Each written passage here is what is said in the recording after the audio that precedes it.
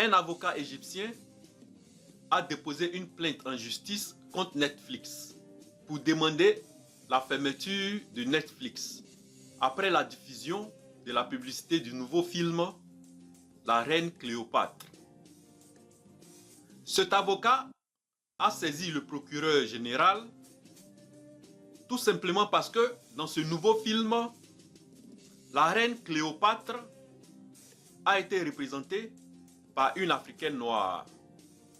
Et cette représentation de la Reine Cléopâtre comme une femme noire, une femme africaine noire, a suscité la controverse en Égypte.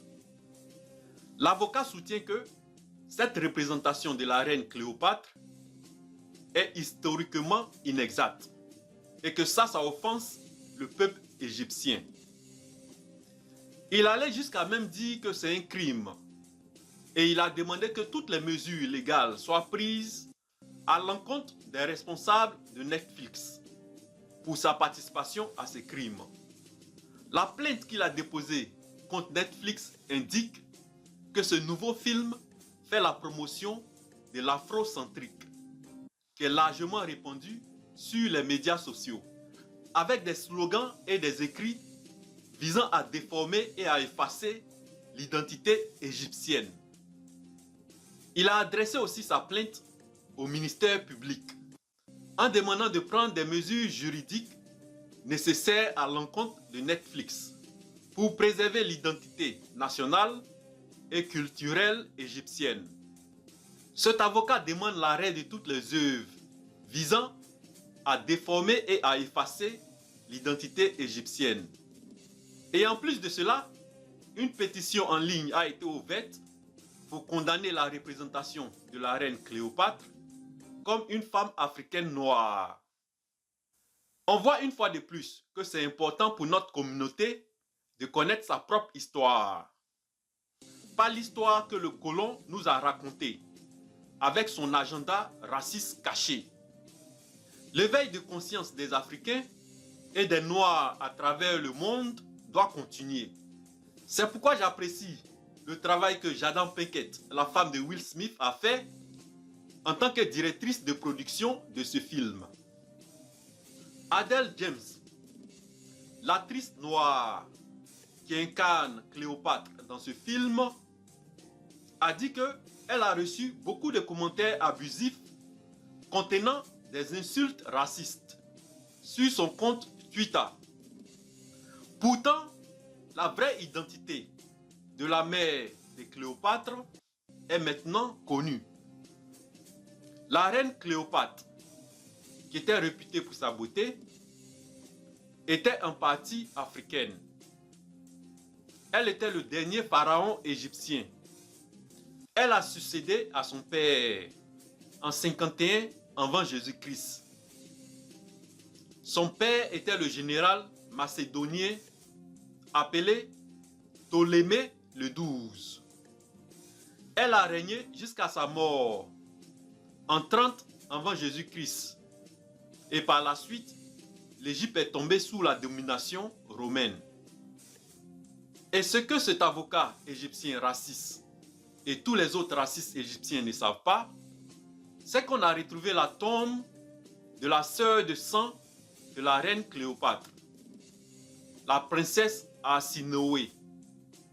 Les restes de la sœur de la reine Cléopâtre retrouvés en Turquie indiquent que sa mère avait un squelette africain. Et tous les experts ont décrit les résultats comme une vraie surprise. La mère de la reine Cléopâtre était une africaine. Cette découverte a été faite par des archéologues européens d'une académie des sciences. La princesse Arsinoé et sa sœur qui était la reine Cléopâtre avaient une mère africaine noire. L'idée que la reine Cléopâtre ne peut pas être noire est une remise en question raciste, sans aucun fondement sérieux, et surtout une remise en question de la vérité historique par des gens aveuglés et motivés par le racisme. Et ce sont ces mêmes personnes-là qui nient jusqu'à présent le caractère africain des Égyptiens antiques. alors que les preuves sont abondantes.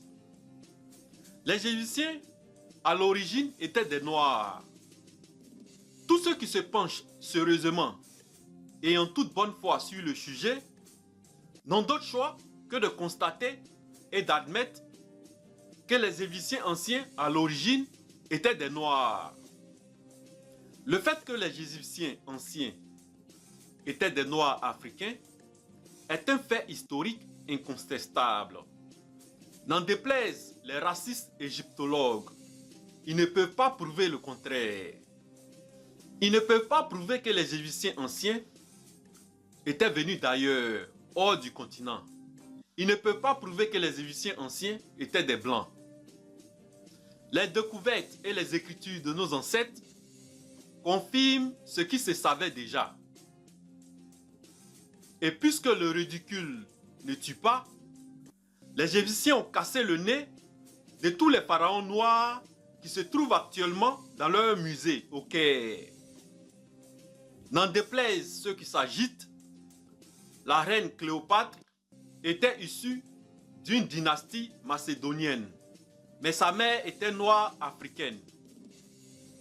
Et d'ailleurs, si on veut aller plus loin, d'après des anthropologues, l'homme blanc existe depuis peu. Leurs études ont montré que la peau blanche n'existe que depuis 8000 ans.